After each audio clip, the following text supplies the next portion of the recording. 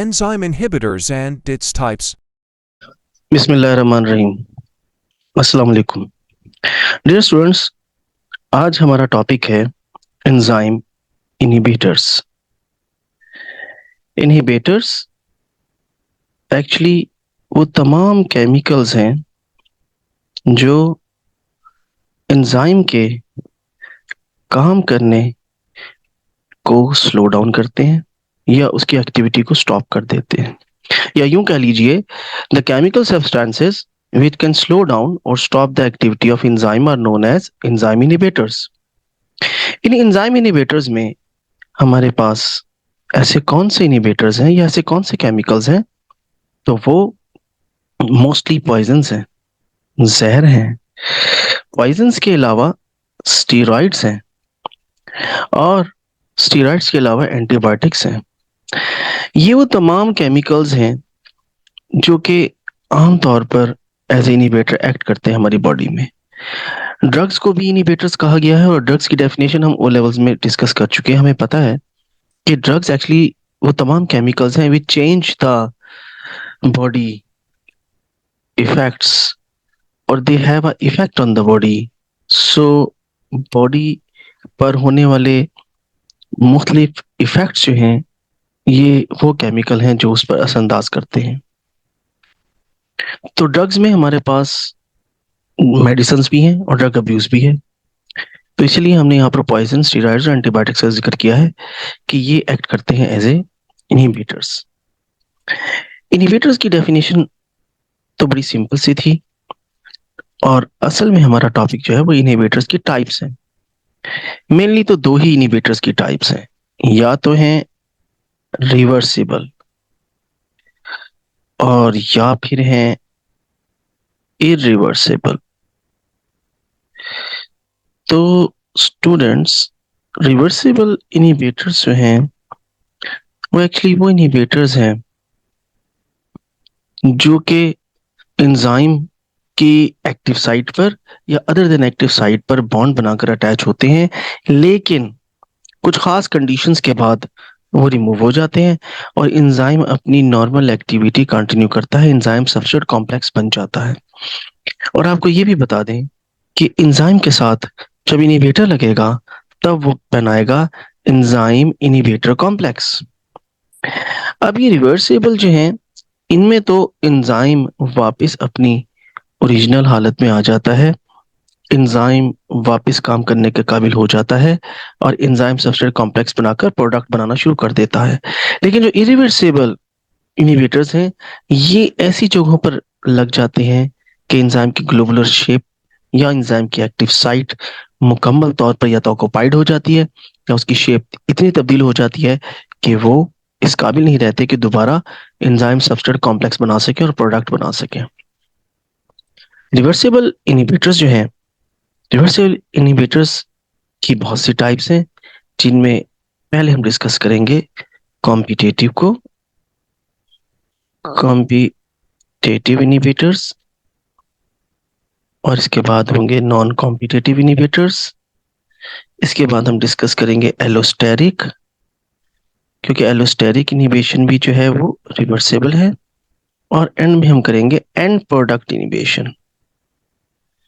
तो and product inhibition जो है ये भी रिवर्सिबल है। तो हम सबसे पहले डिस्कस करते हैं कि कॉम्पिटिटिव इनहिबिशन क्या होती है। In competitive inhibition there is a competition between inhibitor and the enzyme. इसका मतलब ये है कि एंजाइम और इनहिबिटर के दरमियान एक कंपटीशन है एक्टिव साइट के लिए कि कौन आकर एक्टिव साइट पर लगेगा। अगर तो कंसंट्रेशन सबस्ट्रेट की ज्यादा है तो सबस्ट्रेट आकर एक्टिव साइट में लग जाएगा और एंजाइम सबस्ट्रेट कॉम्प्लेक्स बनेगा, और अगर इनहिबिटर की कंसंट्रेशन ज्यादा है तो फिर इनहिबिटर आकर लगेगा और एंजाइम इनहिबिटर कॉम्प्लेक्स बन जाएगा।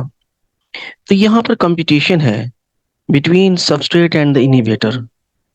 तो जिसकी ज्यादा कंसंट्रेशन या क्वांटिटी होगी वो आकर एक्टिव साइट में लग जाएगा। तो इसका मतलब ये है कि यहाँ पर हमारे पास जो है वो एंजाइम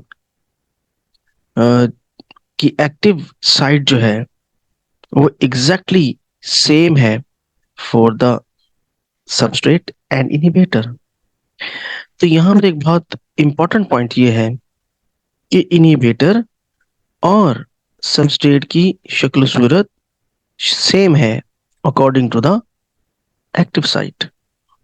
तो याद रखिएगा कॉम्पिटिटिव इनहिबिशन में कंपटीशन है बिटवीन सबस्ट्रेट एंड इनहिबिटर, और इस कंपटीशन में जिसकी क्वांटिटी कंसंट्रेशन ज्यादा होगी वो आकर लग जाएगा एक्टिव साइट में। और दूसरे नंबर पर इंपॉर्टेंट पॉइंट ये है कि इन दोनों की शेप जो है वो ऑलमोस्ट सेम है एक्टिव साइट के। तो इनहिबिटर और जो सबस्ट्रेट है इन दोनों की शक्ल सूरत सेम है almost.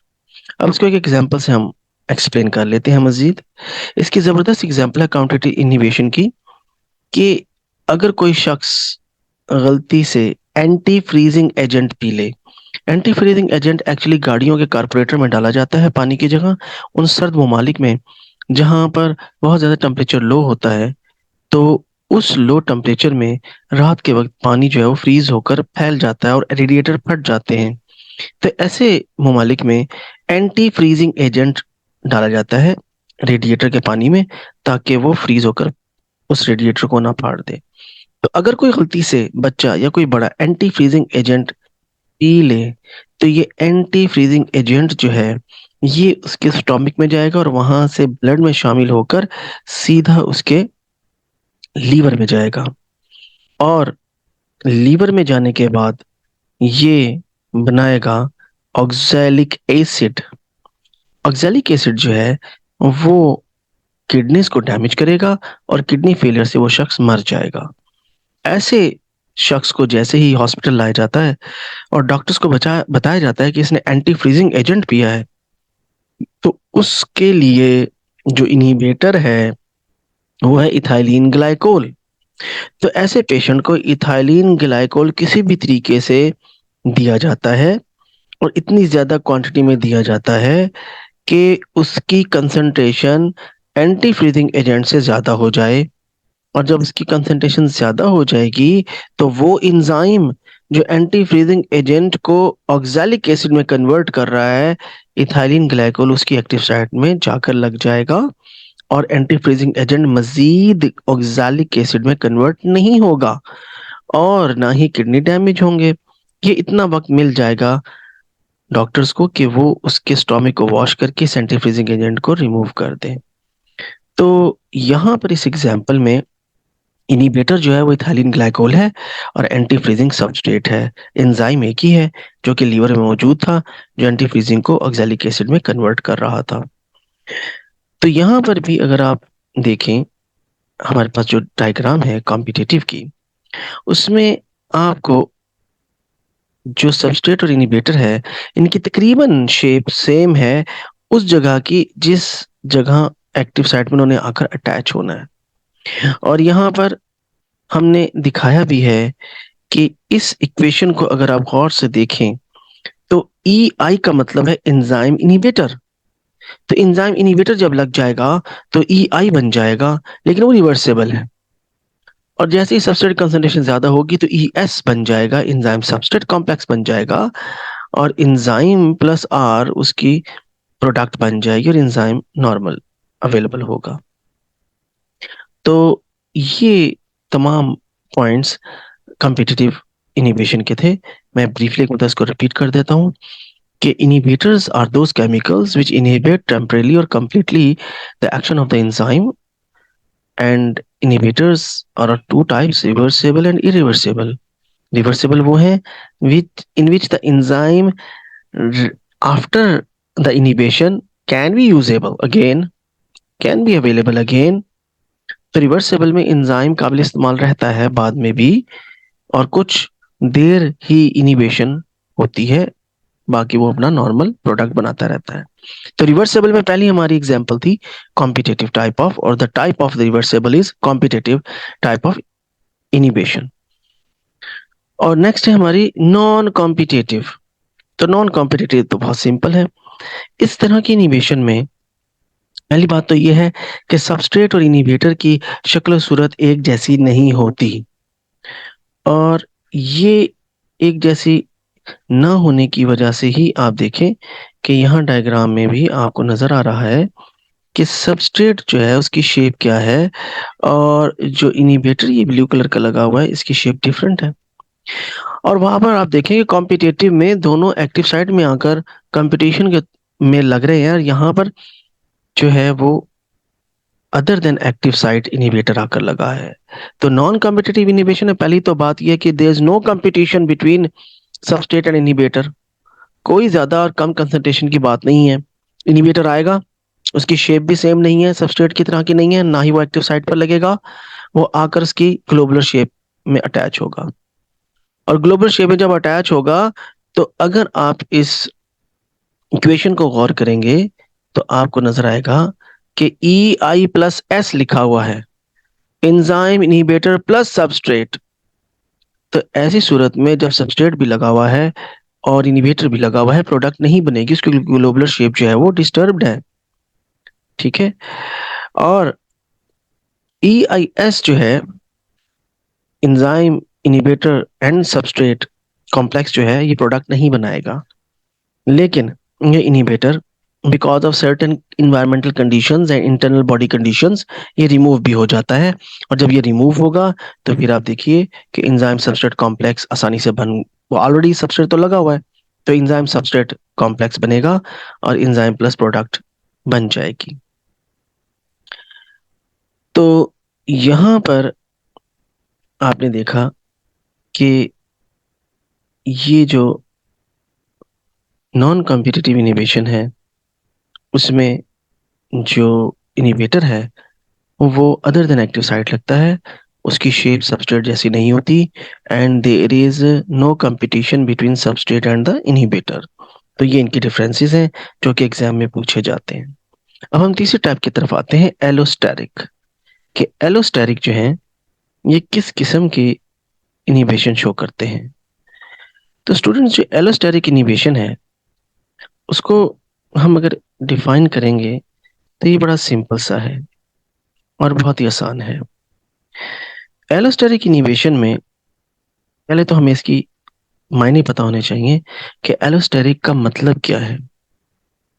Basically allo is a Greek word and steric as well. तो allo mean others and steros mean space और a site. Allosteric inhibitors when they bind to the enzyme other than active sites, क्योंकि इसका लफ्जी मतलब ही है other sites, तो enzyme change the shape of the active site, thus enzyme no longer remain able to bind to its specific substrate. It means that enzyme is unable to perform its catalytic activity. Enzyme is now inactive. In allosteric inhibition, the other than the active site, there is a allosteric site on the surface of enzyme away from the active site. तो यहां पर भी हमें नजर आ रहा है कि यहां पर जो एलोस्टेरिक इनिबिशन में एंजाइम है वो एंजाइम बेसिकली एक तो एक्टिव साइट है उसकी, और दूसरे नंबर पर उसकी एलोस्टेरिक साइट है। तो इसका मतलब ये हुआ कि in allosteric inhibition the enzymes who show this type of inhibition, उन्हें एलोस्टेरिक एंजाइम्स भी कहा जाता है, because they have another site other than active site. इसको हम एक्टिव साइट नहीं कहेंगे, एक्टिव साइट उसकी एक ही है, उसके अलावा भी उसके पास कुछ जगह हैं जिन्हें एलोस्टेरिक साइट का नाम दिया गया है। वो जगह उसने बनाई हुई हैं किस लिए, कि अगर इनिबिटर आकर लगेगा तो वहां लगेगा, और जैसे ही इनिबिटर वहां आकर लगेगा तो अगर आप गौर करें तो यहां पर आपको नजर आएगा कि पहले एक्टिव साइट की शेप जो थी वो क्या थी, जब इनिबिटर आकर लग गया तब एक्टिव साइट जो है वो अल्टर्ड हो गई, तब्दील हो गई, सबस्ट्रेट वही है, लेकिन अब एक्टिव साइट की शेप उस एंजाइम ने खुद चेंज कर ली है कि सबस्ट्रेट ना लगे। और जब सबस्ट्रेट नहीं लगेगा डेफिनेटली, तो एंजाइम सबस्ट्रेट कॉम्प्लेक्स नहीं बनेगा। अब इस इनहिबिटर के लगने की वजह से प्रोडक्ट नहीं बन रही, ये भी रिवर्सेबल है, ये भी रिवर्सेबल है। अब इसने क्या किया एंजाइम ने कि अपनी एक्टिव साइट को उस सबस्ट्रेट के मुताबिक अल्टर करके, आप देखें कि जैसे ही ये इनहिबिटर रिमूव हुआ तो एक्टिवेटर या कोएंजाइम आकर लग गया। मींस कि ये जगह बेसिकली एंजाइम के कोएंजाइम के लिए थी, लेकिन कोएंजाइम के बजाय आपको पता है कि coenzyme actually non protein parts को हम कहते हैं। कोएंजाइम असल में वो तमाम इनऑर्गेनिक आयंस होते हैं जो कि एंजाइम के काम करने की रफ्तार को 100 टाइम्स इंक्रीज कर देते हैं। These are called coenzymes. तो कोएंजाइम्स जो हैं उनके लगने की जगह थी जहां पर आकर लग गया था इनहिबिटर।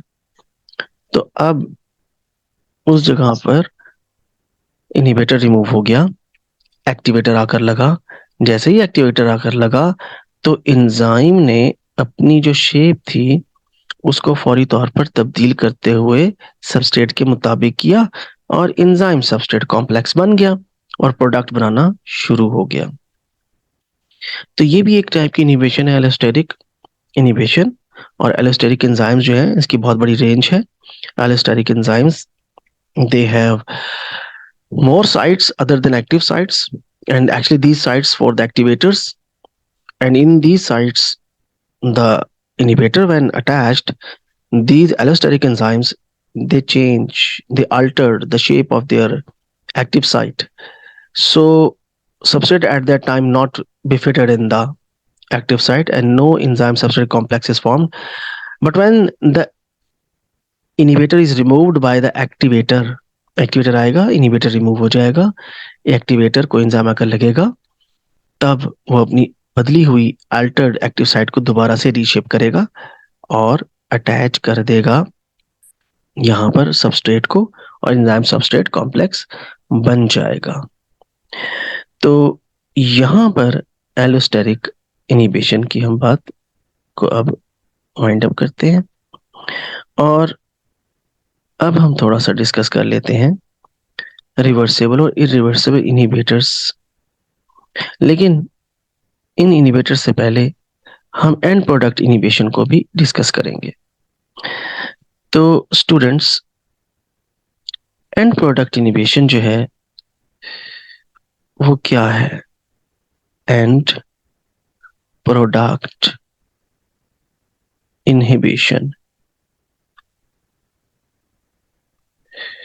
ये भी रिवर्सेबल है। फॉर एग्जाम्पल, मैं आपको बड़ी एक सिंपल एग्जाम्पल से इसको एक्सप्लेन करता हूँ। आप ये बात याद रखिए कि जो भी केमिकल रिएक्शंस हमारी बॉडी में हो रहे हैं तो ये एंजाइम्स के अंडर कंट्रोल है और एंजाइम्स इन रिएक्शंस को, इन प्रोसेसेस को series of enzyme action cascade form में चलाते हैं। एक सिंगल रिएक्शन जो है वो प्रोडक्ट हमें नहीं देता। फॉर एग्जाम्पल, अब सेल को चाहिए एनर्जी, तो स्टार्च सबस्ट्रेट है, एंजाइम एमिलेज उसको कन्वर्ट करेगा, कैटालाइज करेगा इनटू माल्टोज, और माल्टोज जो है एंजाइम एक्ट करेगा माल्टेज। इस सीरीज में हो रहा है रिएक्शन और इससे बनेगी ग्लूकोज। ग्लूकोज को कैटालाइज करेगा एक एंजाइम जिसका नाम है हेक्सोकाइनेज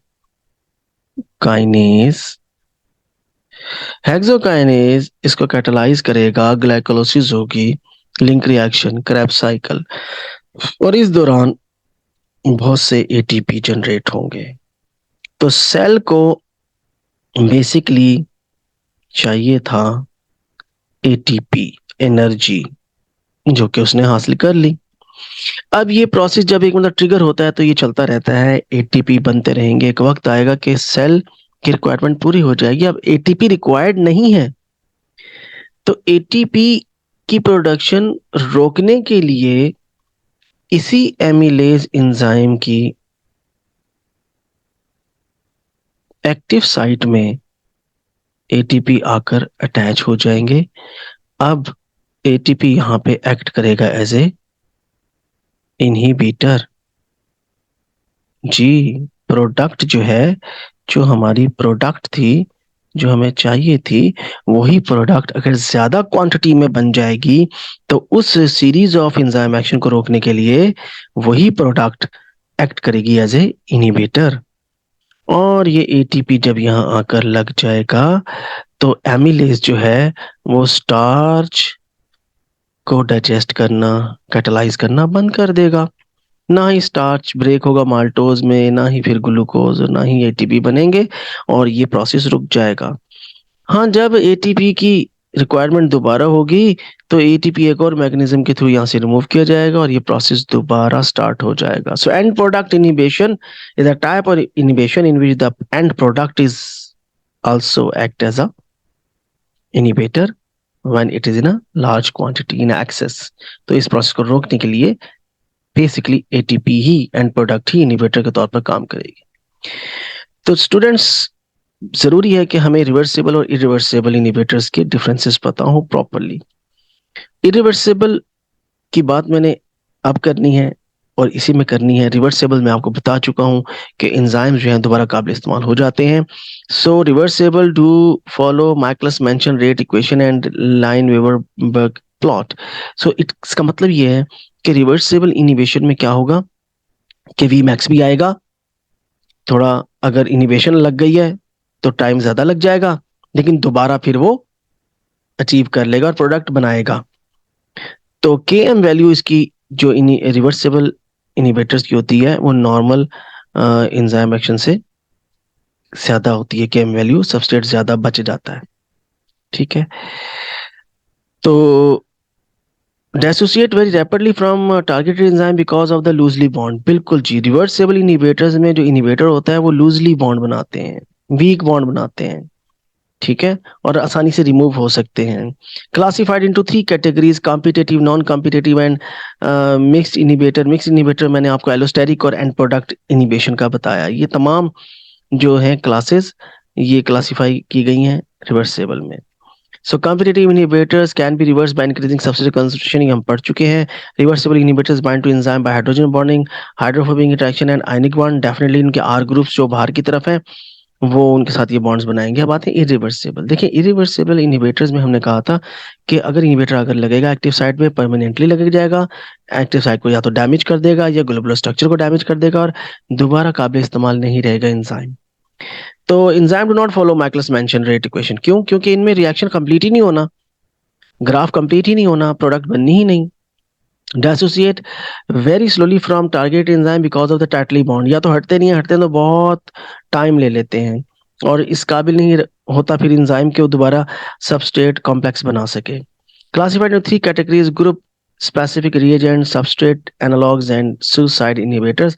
हमने इनकी कैटेगरीज अपने सिलेबस में नहीं है इसलिए हम ये नहीं पढ़ रहे। बहरहाल ये इसकी कैटेगरीज होती हैं। सबस्ट्रेट एनालॉग्स अभी इनकी टाइप्स है और इस डिटेल में हम नहीं जाएंगे, लेकिन मैंने बाकी स्टूडेंट्स के लिए जो ग्रेजुएशन या वैसे किसी और लेवल पर पढ़ रहे हैं तो उनके लिए ये बता दिया कि इरिवर्सिबल इनहिबिटर्स की भी टाइप्स होती हैं। तो स्टूडेंट्स, हमने आज के लेसन में इनहिबिटर्स को कंप्लीट किया है और हम एक ब्रीफ रिव्यू लेते हैं। ब्रीफ रिव्यू में हमने इनहिबिटर्स की डेफिनेशन की कि chemicals which stop the activity और reduce the activity of enzymes are known to be inhibitors। वो पॉइजन्स हैं जनाब, वो एंटीबायोटिक्स हैं, वो स्टेरॉइड्स हैं, वो ड्रग्स हैं। इनकी दो टाइप्स हैं मेनली, रिवर्सिबल, इरिवर्सिबल। रिवर्सिबल में competitive, non competitive, allosteric and and product है। नॉन कॉम्पिटेटिव और कॉम्पिटेटिव का हमने डिफरेंस देख लिया था। उसके बाद फिर हमने बात की है एलोस्टेरिक की, और एलोस्टेरिक में हमने अच्छी तरह समझ लिया है कि एलोस्टेरिक वो एंजाइम्स हैं जिनकी एक्टिव साइट के अलावा भी एक साइट होती है जहां पर आकर एक्टिवेटर लगता है या जहां पर इनहिबिटर आकर लगता है, और जब इनहिबिटर लगता है तो उनकी एक्टिव साइट मुकम्मल डी शेप हो जाती है, और जब इनहिबिटर उतरता है और एक्टिवेटर लगता है तो इनकी एक्टिव साइट दोबारा नॉर्मल हो जाती है अकॉर्डिंग टू द सबस्ट्रेट। और फिर इसके बाद फिर हमने कुछ बात की थी एंड प्रोडक्ट इनिबिशन की, जिसमें एंड प्रोडक्ट ही एक्ट करती है एज इनिबिटर, और लास्ट में हमने रिवर्स इनिबिशन और रिवर्सिबल एंड इरिवर्सिबल के डिफरेंसेस को डिस्कस किया। उम्मीद है स्टूडेंट्स आपको ये तमाम चीज़ें क्लियर हो गई होंगी। इसके अलावा आपकी कोई क्वेरीज हों, कोई क्वेश्चंस हों, या आप नोट्स आपको रिक्वायर्ड हों, तो आप ज़रूर कमेंट सेक्शन में कमेंट्स करें और मुझे बताइए अपना feedback. I be very thankful to you. बहुत शुक्रिया, थैंक यू, अल्लाह हाफिज़।